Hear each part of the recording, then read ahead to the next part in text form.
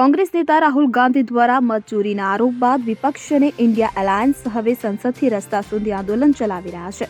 આ દરમિયાન સુરત શહેર જિલ્લા કોંગ્રેસે પણ મત ચોરીના વિરોધમાં તિરંગા મિસાલ યાત્રાનું આયોજન કર્યું હતું। શહેર કોંગ્રેસ પ્રમુખ વિપુલ ઉદનાવાલા સહિત અન્ય અધિકારીઓ અને કોંગ્રેસ કાર્યકરોએ સબ જેલથી ડોક્ટર બાબા સાહેબ આંબેડકર પ્રતિમા સુધી આયોજિત યાત્રામાં ભાગ લીધો હતો।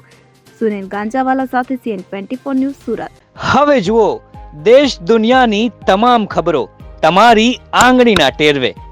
ઉઠાવો મોબાઈલ અને ગૂગલ પ્લે સ્ટોર પરથી ડાઉનલોડ કરો અમારી CN24 ન્યૂઝ મોબાઈલ એપ।